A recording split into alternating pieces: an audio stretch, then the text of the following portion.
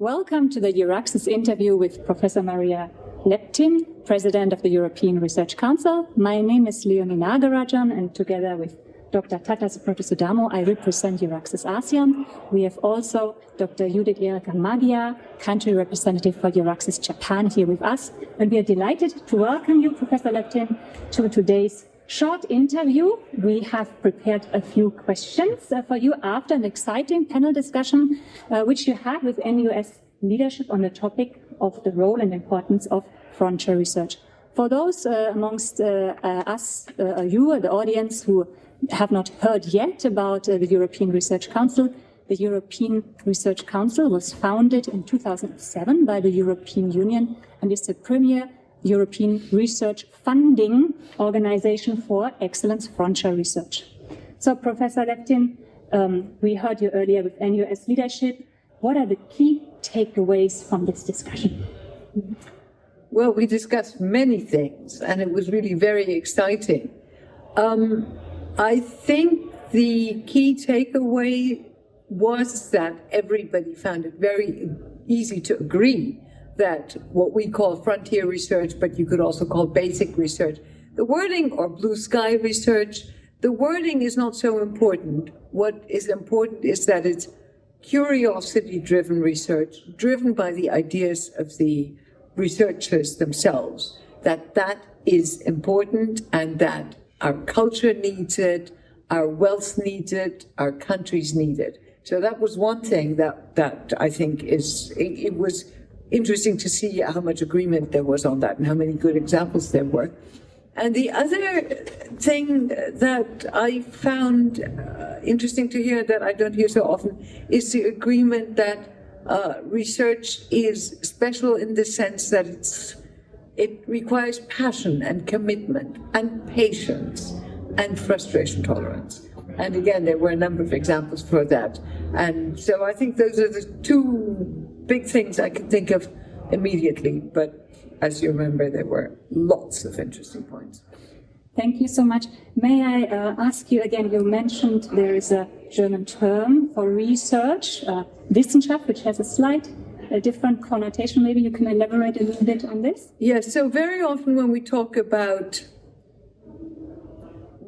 very often talk about science, and we have to, really science is more or less natural science, science of history. So it covers a good part of the spectrum of academic research or things where people follow their curiosity, but it doesn't cover the whole spectrum. And in the German languages, we have the term Wissenschaft, which means the dealing with knowledge. So, and the ERC, of course, funds all areas of knowledge, including history and art and philosophy and archaeology, whatever. And I think that's very important, that we don't forget that if we're talking about curiosity, we're curious about everything, and it's worth looking into everything. Dankeschön. I hand over to my colleague, Dr. Professor Damo. Thank you very much. So I'm interested in research and economic growth. So investment in research and innovations are a lever needed to boost this productivity and growth. The European economy requires urgent actions to tackle the increasing gap with some other countries in terms of economic growth. So what would be needed to change this trajectory? Well, growth and wealth actually depends on innovation. This has been known forever. So it's known in farming. Farming got more productive when the plow was invented. Industry got more productive in the Industrial Revolution, which was based entirely on technological advance. So that part, that's the end part. Now, where does technological advance come from? It comes from manipulating the way the world works. And in order to manipulate the way the world works, we have to know and understand how the world works. So we need new knowledge in order to have new technology, and we need new technology, and that can be seen in a very broad sense. We need new knowledge to drive wealth.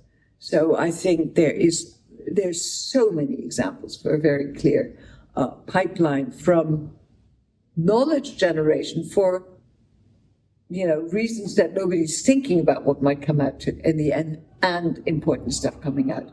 Money, wealth, and health and well-being coming out at the end. So it's, for me, it's a no-brainer. Yeah, thanks so much for connecting these important connections between science and also the growth of wealth. I would like to hand over to my colleagues from EURAXESS Japan. Thank you. My next question is about a recent report that came out. And according to that, ERC researchers who patented their work, 44% managed to commercialize their research in such a way. So how would you elaborate on the academia industry connection and commercializing research? Yeah. So first of all, that is, of course, a very stark example of what I just said in response to your question. The ERC selects research proposals exclusively on the basis of excellence. No sort of top-down decisions of it being useful. Is it interesting? Is it novel? Is it likely to generate exciting new knowledge? And out of that, and like I said, includes art and history and stuff like that. So 44% of that, as you say, generates knowledge that ends up in patents, although it wasn't chosen. What better demonstration can you have that if you fund bright ideas, something will come out that was not part of the initial aim? And then some 400 or even more researchers have actually gone and started startups. So the evidence is there. Give clever people, clever, enthusiastic, committed people, the means to follow their ideas. They will do stuff that ends up being useful for society, even though you didn't initially select them for that. Yes, I think the key words are useful for society. Mm-hmm. Yeah, thank you for that. Yeah. Next question, I think, again, comes from the ASEAN colleague. This afternoon, we heard about the recognitions of frontier research.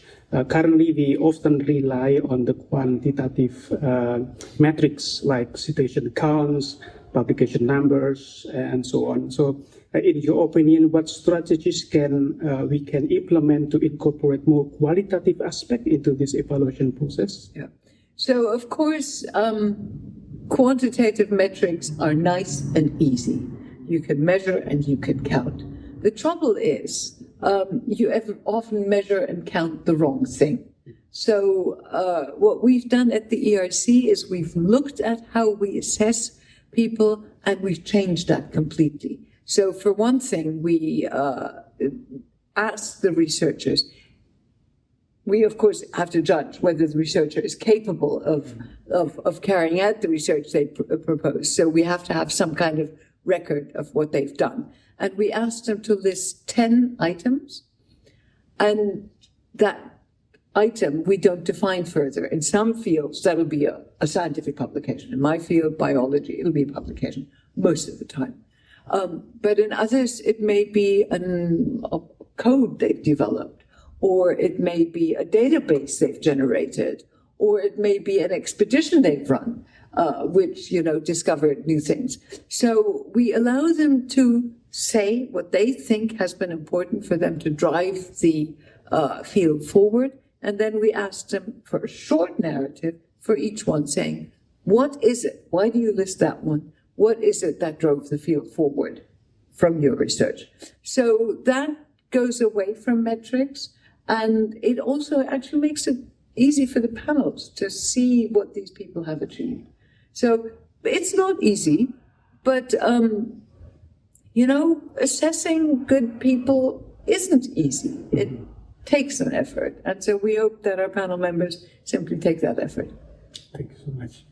Leonie. Thank you. I think the last question is again from me. Yeah. So the ERC has different grant schemes for researchers at various stages of their career.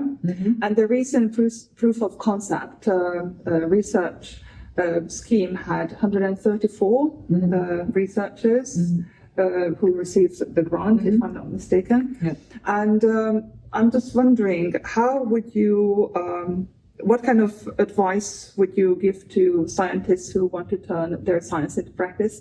And what's the importance of this grant? So, So for one thing, the proof of concept is independent of career stage, and we see applications from all career stages, which is great. So they're original and sort of innovation-minded people at all career stages. The idea is to go and try it. And what this proof of concept grant does is it allows these people to explore whether the idea that they have, where they think it might be exploitable, to explore for a year, to ask experts to, do proof of concept studies. That's in itself a good thing, but it also qualifies them to go to the European Innovation Council. And the European Innovation Council is intended exactly to take ideas all the way to the market, up to where they get venture capital. And they have a little pathfinder, and then they have a transition grant. And our POC recipient grantees can go straight to the recipient, to the transition grant, where they really get a lot of help of then converting their idea into a marketable thing, which hopefully eventually attracts venture capital. So again, it's a very nice pipeline, and the EU and EU funding helps researchers along each step. I think it's a fantastic system, and those two funding schemes really help each other very much. And we are from EURAXESS Japan, EURAXESS ASEAN, and I think all our colleagues from EURAXESS worldwide are very happy to promote these grant schemes in our respective regions. Professor Leptin, thank you very much for your time. We are here, by the way, on the campus of the National University of Singapore. We had a panel discussion and event earlier together with NUS, the European Union Delegation of Singapore and EURAXESS. Yes, exactly. So thank you, EURAXESS, for being here and for co-organizing this event. Always great to talk to you. I think you do wonderful work, and I'm very pleased to be here with you. Thank you. Thank you so much. Thank you so much.